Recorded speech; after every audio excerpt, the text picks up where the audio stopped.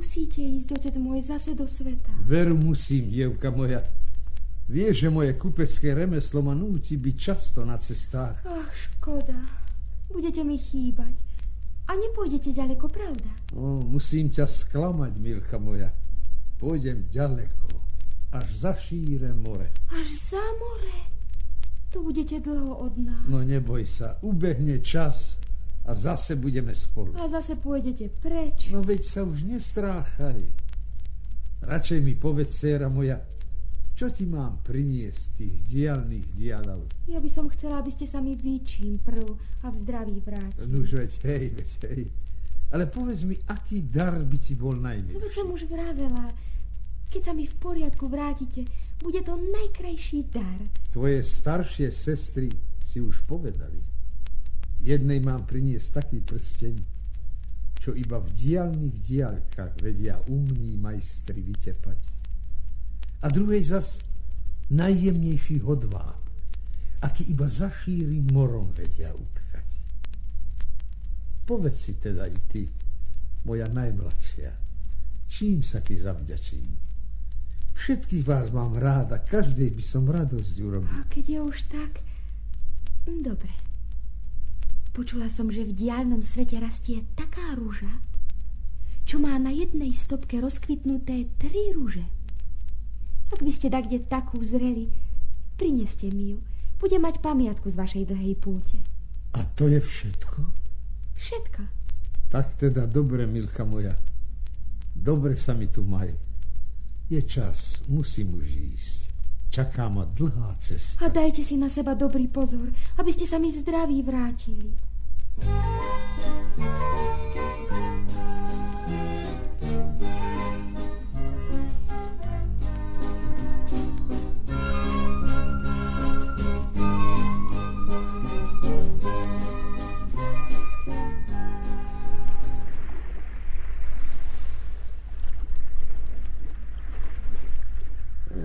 Ako ten čas beží. 2 mesiace ubehli od chvíle, ako som sa rozlúčil od svojich detí. Zdá sa mi, že to bolo včera. A riadný kus sveta som pochodil. S mnohými ľuďmi sa postretal. Vzácneho tovaru pokúpil. Teraz ma koráb vezie po šírom mori. O pár dní budeme znovu na pevnine. A odtiaľ potom domov k milovaným deťom. Istote sa už na mňa tešia. Iba jedna vec mi dušu rmúti. A neviem, ako si pomôcť. Obom starším dcéram nesiem do daru, čo si želali. Prekrásny prsteň, čo najúmnejší majster diaľných dialov vytepal. A najjemnejší hodváb, aký len za šírym morom vedia utkať. Svojej najmladšej Milke nenesiem nič. Trojružu, ktorú si želala, som nikde nezrel. Bo kto ho vie, kde taká kvitne? Ani v diaľnom svete o nej nechyrovali. Smutný som z toho. Práve tej, ktorá má najlepšie srdce a je najskromnejšia, nenesiem nič. Nikdy sa ničoho nedožaduje. Veľmi ma to trápi. Ale už si hádam nepomôžem. S trojružou sa na tejto ceste ťažko stretnem. No, pôjdem sa hádam ešte poprechádzať po palube. A potom si zdriemnem. Knísanie morských vln ma ako si uspáva.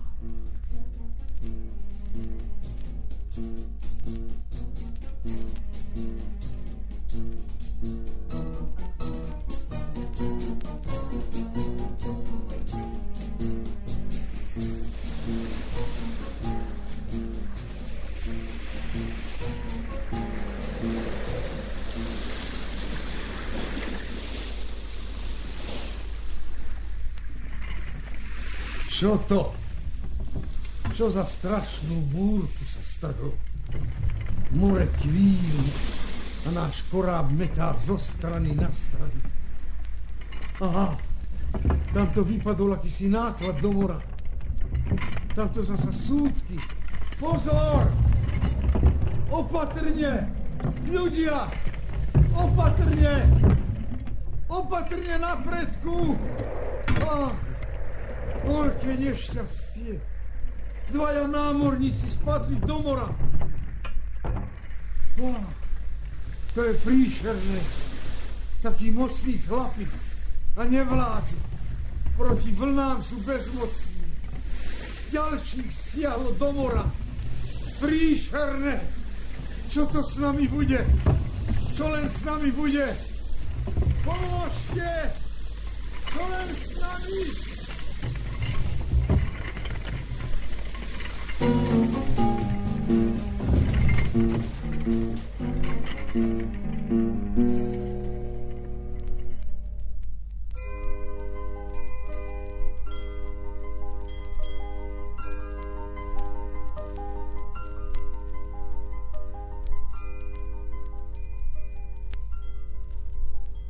Že by už bolo ráno. Slnko je vysoko. Ako milo sa usmieva. Ale kde som to? Kde som? Tak mám byť predsa ešte na cestách. Na lodi. Kde som to? Kde je loď? More. Ach, veď viem. Tá strašná búrka rozbila loď. Zničila všetko. Vlny ma vyniesli sem. Hrozné pomyslieť na to všetko. Ale kde to som? V akej krajine? Nikde nikoho. Ale presa, aha, veď tu zámok stojí. Alebo sa mi to iba zdá, že by ma v tom ostrom slnku klamal zrak? Ba, je to zámok. Veru, hej, no kde je zámok, musia byť ľudia. Pravda, že veď stráže pred ním stoja. Hej, strážnik, ako sa volá vaša krajina? Čo nepočuješ? Ako sa volá vaša krajina a zámok? O čo sa tváriš ako solný stĺp? Ty si, tuším, zakliatý. Zakliatý. Aj druhý strážca. Čudné. No pozriem sa dnu. Hádam sa dačo prezviem.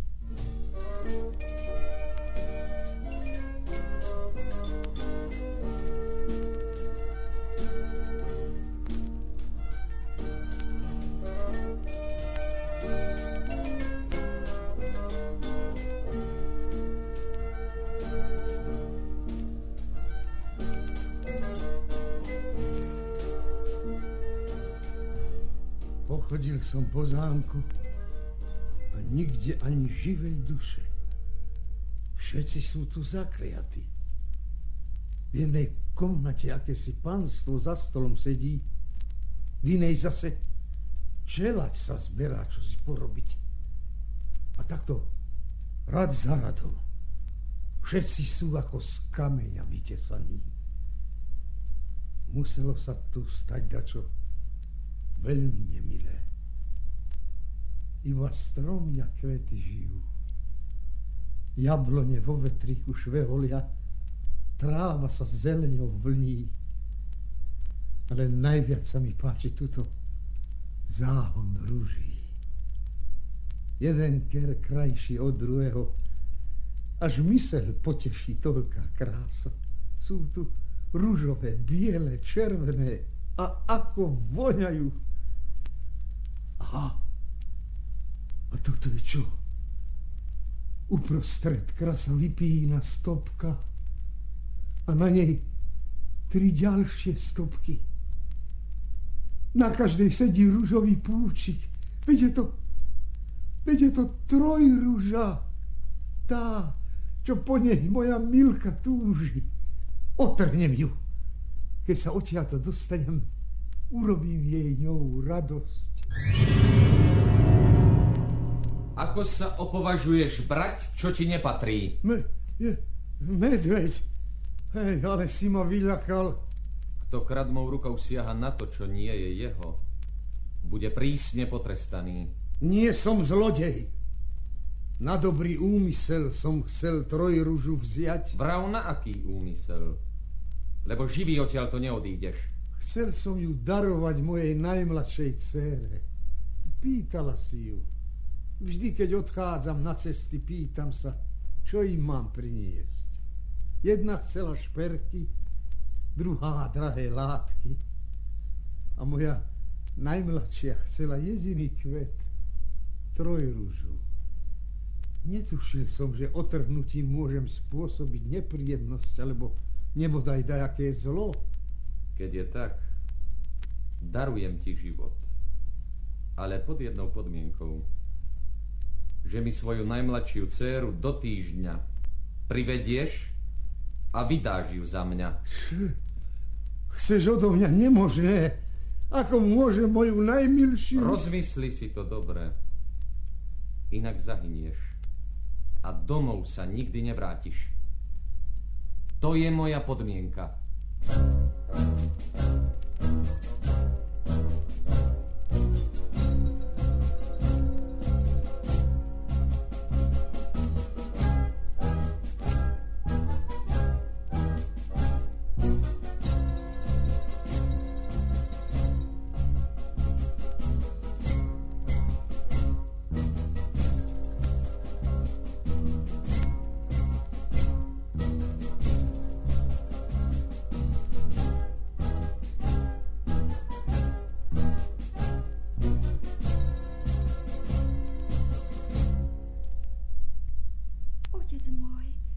Otec môj jediný, predsa ste mi prišli.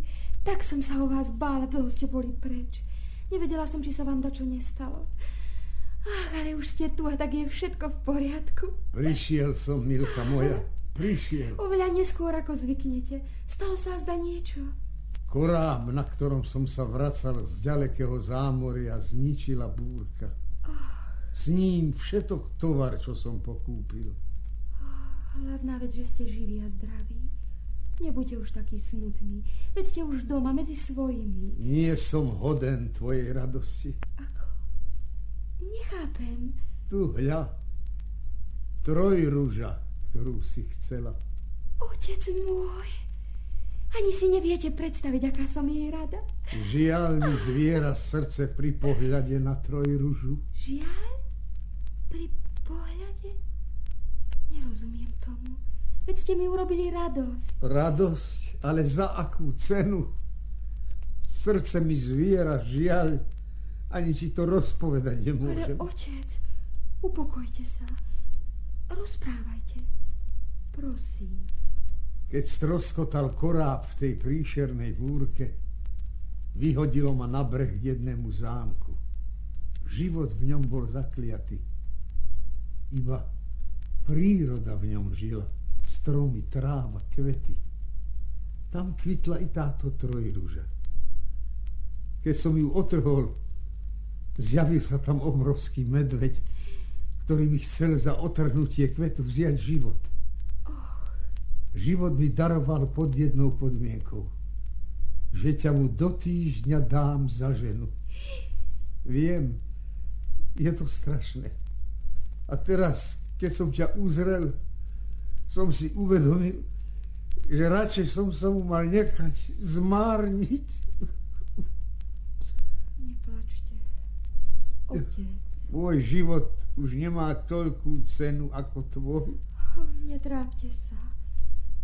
Pôjdem zaň. Čo? Ty pôjdeš zaň? No, pôjdem. A nehorekujte, otec. Veď som si trojružu sama želala. Naozaj? Pôjdeš zaň? Pravdaže. Veď on je živý tvoj.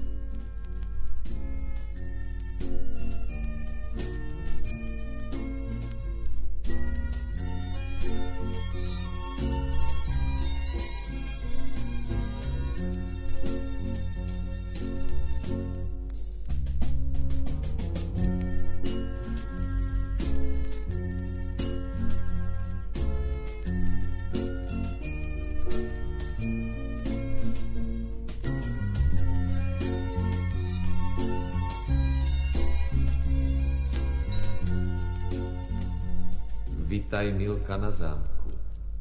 Ďakujem, Maco. Ty si ale ozrutný. Neublížiš mi? Nemusíš sa báť. Iba si budeš musieť privyknúť. Všetci v tomto zámku sú zakliatí. Panstvo i čereť. Budeš sa musieť sama o seba postarať. Navariť si, poupratovať.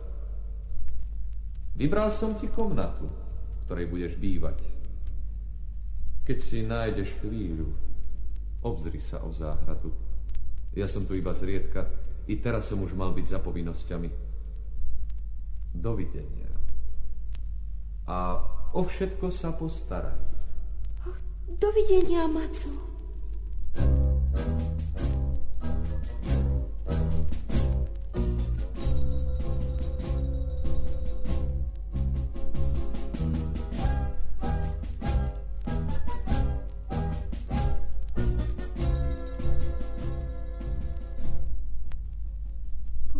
Privykám na tento nový život.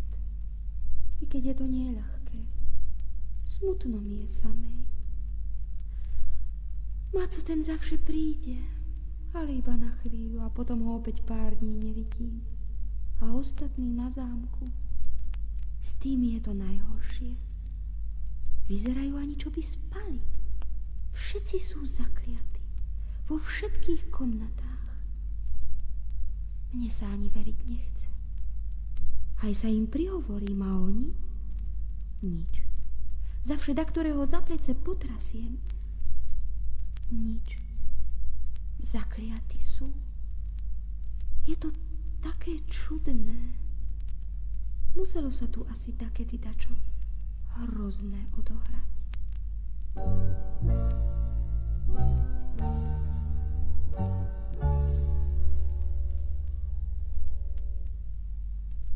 Maco tu bol včera na chvíľočku a potom zase kde si zmizol. A ja som tu znovu sama. Navarila som si i poupratovala. Aj som chvíľu vyšívala. Ale sa mi zunovalo vnútri, v tom desivom tichu vysedúvať. Tak som sa vybrala sem do záhrady medzi kvietky. Tu je milo. A tie rúže? Či sú len utešené, ako by sa človeku núkali. Biele, ružovúčké. A tuto hľad červené. A ako voňajú, až sa človeku hlava krúti. A toto je čo? Maco, ja som myslela, že si odišiel tak kde preč. A ty si tu pekne pri ružiach spíš. Maco, či ma počuješ? Vstaň a pozhováraj sa so mnou. Tak mi je otupno samotnej. Počuješ? Vstaň! Maco! On nedýcha. Je mŕtvy? Zaiste. Mŕtvy. Mŕtvy. Čo si teraz počnem? Jediný tvor, s ktorým som tu žila, je mŕtvy. Čo bude so mnou? Odídem odtiaľto. Áno, vrátim sa domov. Vrátim, a to hneď. Ešte sa rozlúčim s Macom. A už sa vyberiem na cestu. Nebol ku mne zlý. Aj keď ma iba tak získal, aby som ratovala oteckov život. Poboskám ho na rozlúčku. Ale čo to? Maca viacej niet. Ale nechápem. Som princ Dobroslav a dlhé roky som bol zakliatý do medvedej podoby. Do medvedej podoby? Pred rokmi, keď môj otec odmietol dať ruku mojej sestry zlému vladárovi, dostal sa celý zámok do kliatby. Odtiaľ nás mohla iba taká deva odkliať, čo je stará ako moja sestra. A to tak, že prejaví cit nehy a lásky voči medveďovi, ktorý som bol ja. Tvoj bosk prebral zo zakliatého spánku celý život na zámku. Som z toho taká zmetená. Maco, princ. Pozri, všetko sa prebúdza. Na zámku sa začína život. Poďme, predstavím im svoju nevestu. Ty sa netešíš? Ale hej, ja by som sa rada pozrieť. Domov, pravda? Áno.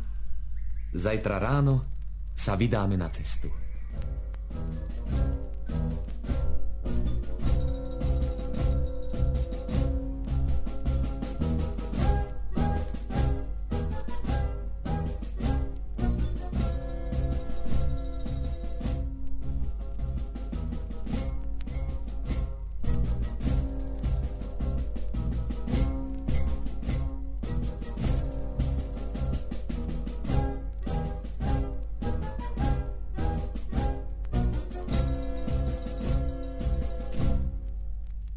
Nemôžem sa z toho všetkého spamätať. To, že ťa vidím v poriadku, Milka moja, že tento krásny junák Dobroslav bol predtým medveď, vlastne ešte predtým Dobroslav, teda teraz Dobroslav, predtým medveď. Taký som šťastný. Keby si vedela, dcéra moja, koľko som sa natrápil kvôli tebe. Ako som si to všetko vyčítal. Koľko nocí som nespal. Už sa netrápte, otec môj. Zase bude všetko tak, ako bývalo. Zlé je za nami. Treba sa radovať. Tak ako na našom zámku. Keby ste videli to veselie, všetci spievajú, tancujú, radujú sa z toho, že opäť žijú. No, veď to i my oslávime, ako sa patrí. Chcel by som ešte dačo. Prosím, len sa pýtaj. Nikdy som nevidel dievča čarovnejšej krásy a lepšieho srdca, ako je vaša Milka. A rád by som požiadal o jej ruku. Čo ty na to, dcéra moja? Keď som súhlasila ísť zaň ako za medveďa... No nechajme už to, čo bolo. Veď ja iba ako žart. Čože by zaň nešla? Veď sme mi už o tom po ceste domov pohovorili. Tak teda, deti moje, už naozaj nie je dôvodu na to, aby sme otáľali s družnou veselicou. Na váš šťastný návrat a na to, aby ste v šťastí a spokojnosti žili, pokým vás smrť nerozlúči.